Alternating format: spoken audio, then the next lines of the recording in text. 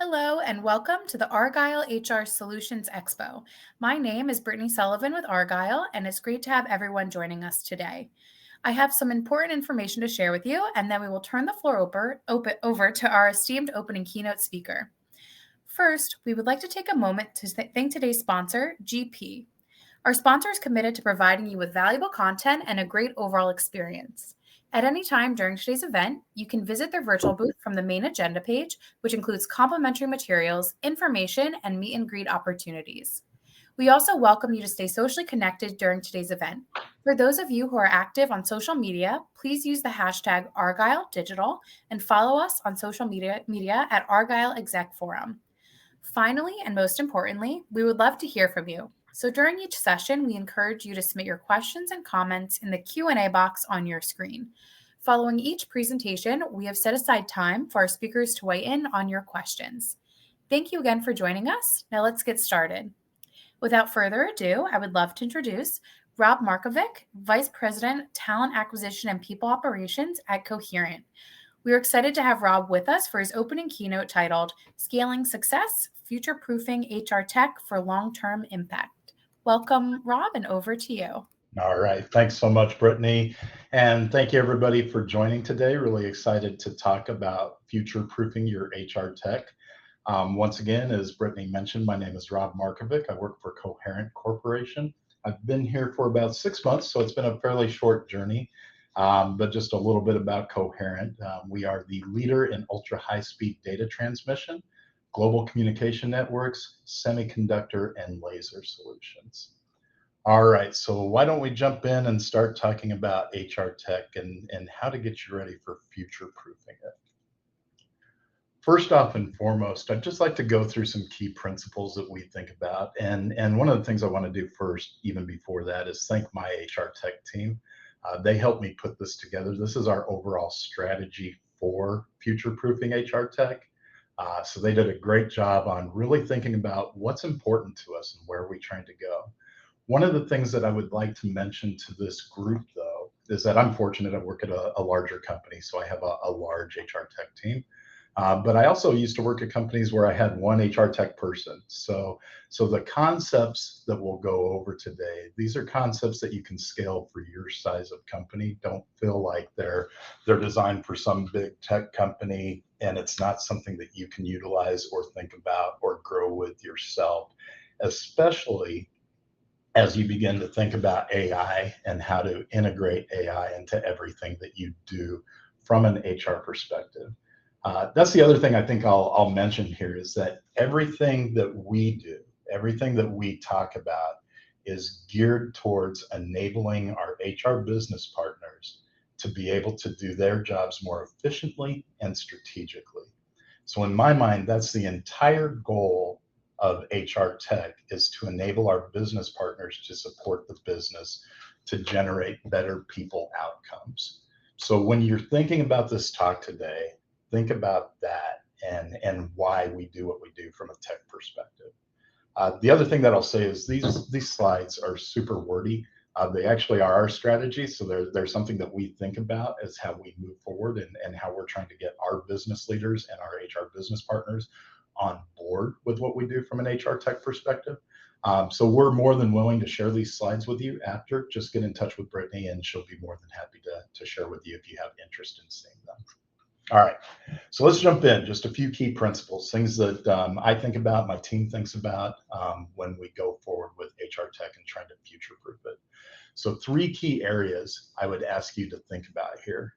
Number 1 is that your tech stack enables a business-focused strategic HR. And number 2, that HR analytics are the language of HR. And then we figure out a way to bring in automation and AI. So let's break these down a little bit. First up and foremost, modularity and scalability. And I want to give you an example here. Everything that I think about from a tech perspective has to be able to scale and scale quickly. Coherent is in a period of amazing growth just based off of the way AI is growing. So we've literally, in the 6 months that I've been here, our headcount has gone from 30,000 to 37,000 people. So we've added 7,000 heads in 6 months. So what that tells you is that anything that I think about from a tech perspective has to enable massive growth because that's what fits my model. But massive growth is relative. If you're in a company of 1,000 people and you grow to 1,100, that is massive growth. So you have to make sure that you're building your tech stack for modularity and also for scalability. So first off and foremost, you want to make sure that your data is accessible. Think about cloud-based API accessible platforms so you can integrate new tools easily, also prevent data silos from happening, and allow for process efficiency and automation wherever possible. So that's one thing that you want to think about with any tool that you're looking at.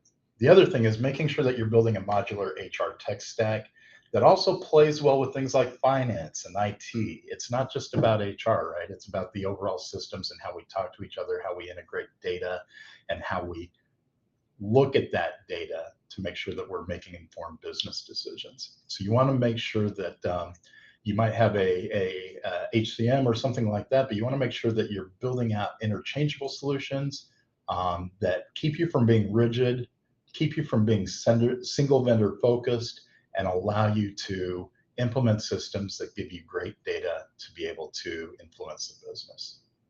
So that leads it into the next piece, which is data and analytics, and this whole concept of what's important from a data perspective. I think about analytics and insights as the key to everything my HR tech team does. We want to make sure that we're teaching HR the analytics so it becomes their language when they're speaking to their business partners. So everything that we do, regardless of what kind of metric it is, we make sure that we've normalized the concepts with our HR business partners and our HR leaders so they can speak to it.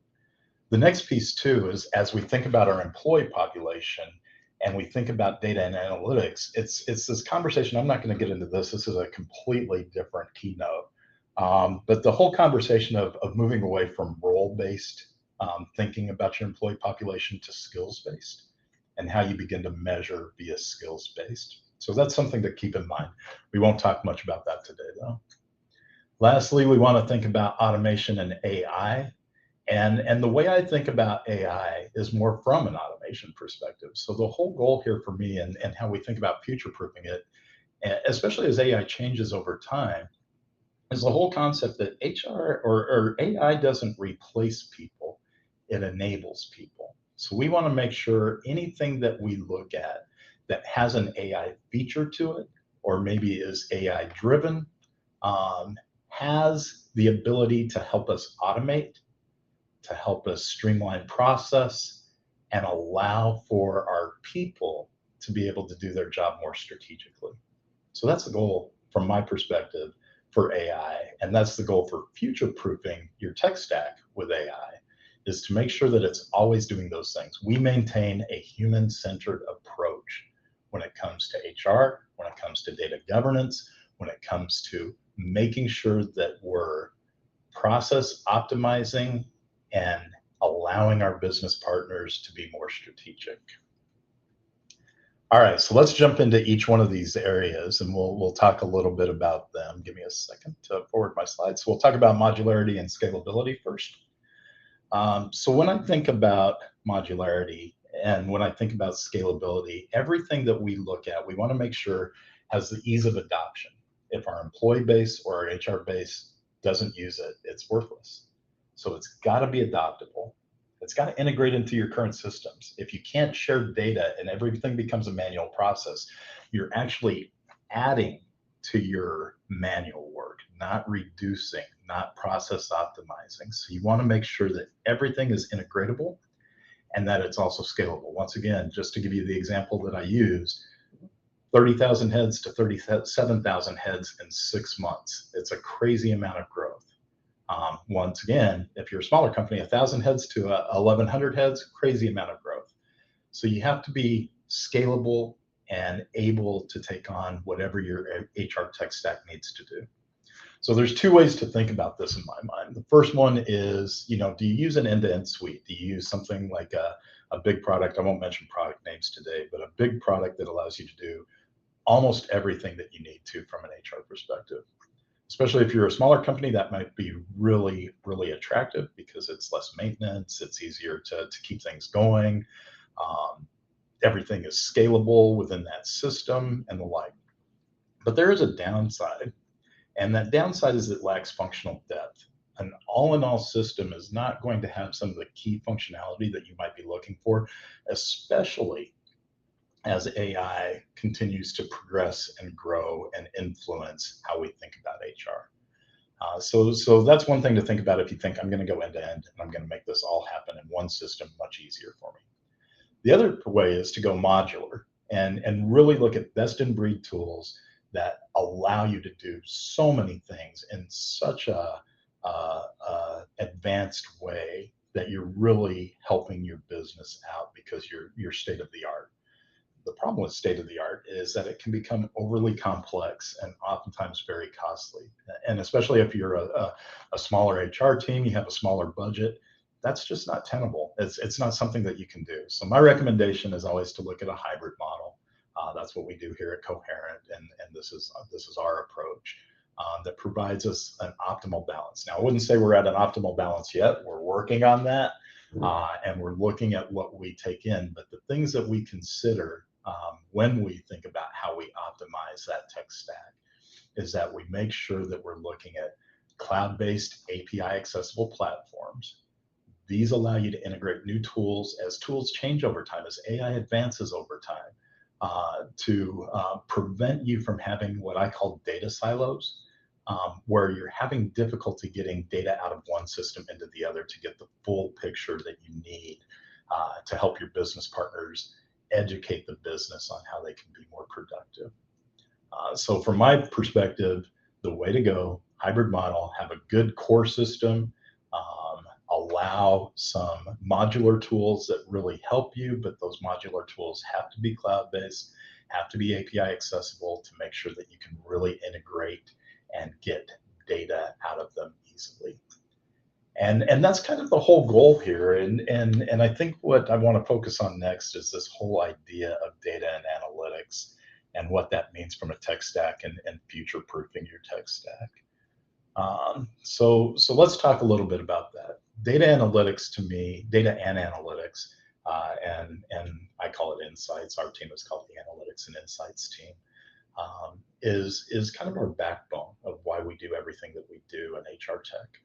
And what I mean by that is going back to that concept of data is the language of HR.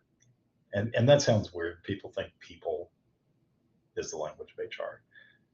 You have to be able to influence the business to make great people decisions enabled by data. So that's how I think about that. This is definitely a maturity model. And I'll tell you, when you think about maturity models, I like to use the simplest explanation: crawl, walk, run. We're not crawling by any stretch of the imagination, but we're not running either. So I'm still on this journey, and my team's still on this journey of data and analytics to allow business partners to do their jobs much more strategically. But there's ways that you can begin to think about this and think about your tech stack and if it allows you to do this. And if it allows you to do this now, and you've done some of the things we talked about on thinking about cloud-based and API enabled, it'll allow you to future-proof how you go with this data as you go forward. So the first stage in that, the crawl stage, are descriptive analytics. So these are things that you just measure. They're basic facts, activity levels about your business that are key. Things like monthly headcount, what your turnover is, your attrition, your absenteeism, how you're doing on hiring and your talent acquisition metrics, things along those lines. So this is basic reporting activity to give you a baseline heartbeat on what's going on with your business, right? The next stage, where you've crawled across the room and you're beginning to stand at the edge of the table and you think you might take a step, is when you get into diagnostic analytics. And these are identifying the drivers and the underlying causes. This is when your business partners begin to take analytics and think about them more strategically. And so this is where you're thinking about, okay, I have an engagement survey, for example, and I'm seeing themes coming out of this engagement survey that I want to share with the business leader. but I want to tie it to their attrition, and I want to tie it to their well-being scores, to really have an impact on them on if we make these changes, it might affect your engagement, which would affect your turnover. So this is when we begin to be more diagnostic, like a triage unit, and we're beginning to see the signs of what data is telling us to help the business move forward, right? So that's the standing at the edge of the table. Now, when you get into predictive analytics, you're walking across the room, you're feeling strong. This is when you begin to forecast future workforce risks or needs. So you as an HR business partner are able to go to your business leader to say, hey, we've got these skill gaps. And if I look at our skills assessment of our team and I look at the roles that we think are important for the future, we need to address through development, through training, through hiring, whatever it may be, the gaps that we have. So this is when you become predictive and you know that you've got a gap coming in the future. There's things that you have to do to help your business get ready for that, and you're able to coach and guide them on that. So now you're walking, you're getting pretty strong. When analytics and insights is at full speed ahead, you're running, that's when you get into prescriptive analytics. This is when you're a seasoned doctor and you're recommending targeted interactions and targeted interventions that allow you to help your team move forward.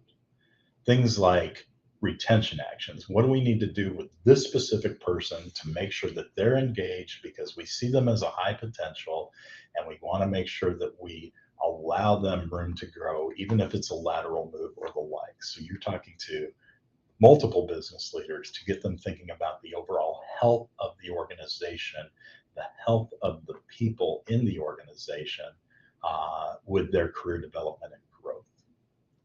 This is when it gets exciting. This is when you feel really empowered by your HR tech stack. And if you do the things that we've talked about, you've got it future proof. So you have the ability to look at this over the course of time. All right. So just to wrap this area up, one thing that I think is important in all of this is if your HR team doesn't have the ability to speak to data, you have to educate them on how to speak to data. And what that means to me is normalizing insights and HR metrics discussions so that HR teams and their leadership are ready to dive into these discussions, understand advanced analytics. The way we do it at Coherent is we have what we call an HR operations review, where my team shares the data across all of our business units, all of our business groups, all of our locations, with the HR team. And we have the entire HR team on, everybody from an analyst to HR business partner to a coordinator, whatever the case might be. So they all begin to take on the language of data and understand the impact of data. And on these operations reviews, we're reviewing everything about the health of our employee population, whether it's recruiting metrics, whether it's turnover, whether it's diversity, whether it's you name it, internal fill, internal mobility, all of these components, and there's multiple. We look at it a business by business, group by group, region by region, look to make sure that our HR business partners are enabled and understand the data that's in front of them. We don't preach this to them. We ask them to preach it to us, to educate us on their data. And that's how they learn and grow. This is the biggest key in my mind to enabling HR to be able to utilize what our HR tech stack does to have data and analytics. The other thing that I didn't mention here that I think is key is that your data has to be integrous. It has to be clean. And it's not always clean, especially if we go back to the multiple systems that might have data silos that don't talk to each other. That certainly happens. We have to make sure that we've got it to where it's as clean as can be. And that's another thing that the HR ops reviews do is it allows the business partners to dig in. And if they see something that's not right with the data, they can call it out. and we can work through that to make sure that we correct the issue in the systems if there is one.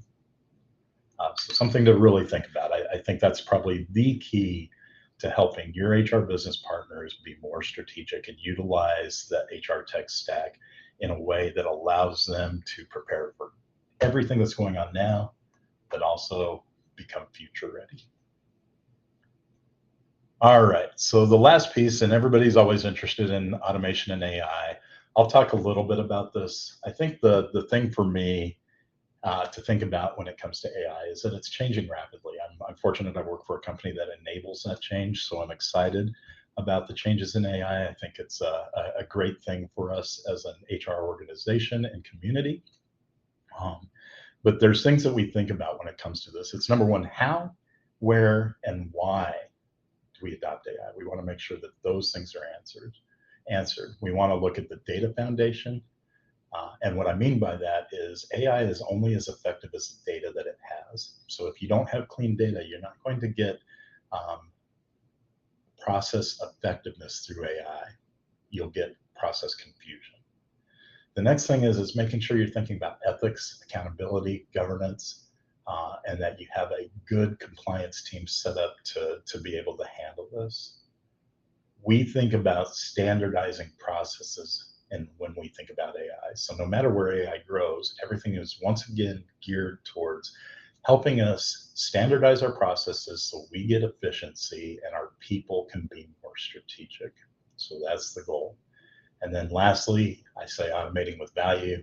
This is making sure that once again, we are looking at specific repetitive tasks that we're utilizing AI to help us with so that our people can use their minds and their data to be strategic with their business to enable better people outcomes for the business, which ultimately enables better business outcomes. So once again, think about things like training and career pathways. Make sure that people understand the AI tools that you look at and what you bring in. Think about enabling, if you have a large enough team that you can do that, or developing your smaller team to be able to take on specialist roles within AI. One of the things we're looking for now is an AI manager, but there's other things. You want to make sure that you have people that have the ability to think about the compliance piece. You have people to think about the ability of the process piece. All of these things you want to make sure that you as a HR tech leader, as an HR leader, are thinking about when you think about AI, making sure that you have the right people to be able to help you usher that in and future-proof it. And then once again, and I can't stress this enough, the way I think about AI is targeting specific repetitive tasks to allow our business partners freedom to be able to utilize better, faster data enabled through AI to influence the business. So it always comes back to influencing the business. All right, lastly, and I'll wrap up so we have a few minutes for questions, just the roadmap to future tech or future-proof your tech stack and make sure that you're ready for the future, especially as we go into AI. Number one, you want to create a single source of truth in HRIS. And that doesn't mean a singular tool. It means data-enabled tools to allow a clear picture of your data. Make sure that your tech stack is aligned to objectives of the business. Make sure it plays well with finance, with IT, that it's cloud-based and modular and API first. So it's allowed to expand and grow as you need to, and to be integratable as you need it to be. Upskill your HR and invest in insights and analytics via AI. So once again, we do an ops review. We make sure that everybody's speaking the language of data to enable better business outcomes. So that's what I would encourage you to think about. Make sure that people have access to this data. So you've got all this great tech stack, you've got all this great data. Make sure you have dashboards that are easy to use, analytics that people understand and can manipulate to show the business what's of interest to them while keeping data integrity. Reduce your admin through automation. This is the power of AI, is to not replace people, but to remove the work that they shouldn't be doing so they can be much more focused on strategic work, and then make sure that your approach to tech really matches the HR solutions that you're looking for. All right, so thank you for bearing with me on that. Once again, this is our strategy. This is how we think about going forward. This is how we work with our businesses to help them from a data perspective. We are not in the business of just prescribing the tech. We're making sure that the tech is usable, adoptable, and ready for our business partners. We're also still on our maturity model. We're still walking. We're not crawling yet, or we're past crawling, but we're not running yet by any stretch of the imagination. We still have a ways to go. So don't feel bad if you're in the crawl stage or whatever, you can get there. All right, Brittany, I'll turn it back over to you for questions. Excellent. Well, thank you so much, Rob, for such an insightful presentation. As a reminder, audience members can still enter questions. We'll go ahead and review a couple that came through. So, Rob, this first question asks, how are HR leaders balancing feature-rich platforms with usability when evaluating new solutions? It's an interesting question because it's hard. And the reason why I say it's hard is because there are so many new tools that come out. You're literally inundated. And I don't know about you all, but I get calls from vendors on a daily basis. And it's always something new, always something AI related. And it becomes overwhelming. And so what you really need to think about, once again, is to step back before you look at anything and think about, what am I trying to accomplish? Where are we trying to go with this? You know, for my company, for what we want to do is we want to deliver data intensive, data integrous solutions to our businesses. So anything that doesn't deliver that doesn't make the cut. The other thing too is, once again, that whole cloud-based API enabled system that can be interchangeable, that can scale and the like. So if it doesn't have that, it doesn't fit with us. It also has to play well with the systems that we have. So if it doesn't enhance something that we're missing, there's no reason to look at it. So I think that you really have to think about what you need that system to provide you. For me, it's data that gives insights to the business to allow them to operate. And does it really do that? And does it do that with ease so it's adoptable, integratable, and allows you to make that business decision? Great. Thank you, Rob. This next question, are there incentives or change management tactics you have used that improved adoption rates?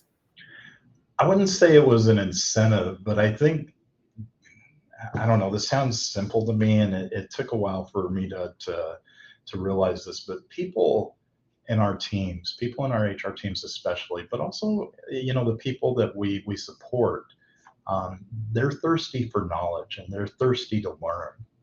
And so if you present everything as a learning opportunity and then really walk them through the power of it, they begin to see the value of it and they take it on. So I wouldn't say it's an incentive, but it is a change management tactic. It's enabling your people to feel more confident. And when they feel confident, they run with it. And when they run with it, they get recognition for it from their business leaders. And that is what I think is the key to adoption. Doesn't work with everybody, obviously. There's some people that might be checked out or whatever, but for the vast majority of your teams, I think that really gets them. Perfect. Thank you. And we have time for one last question.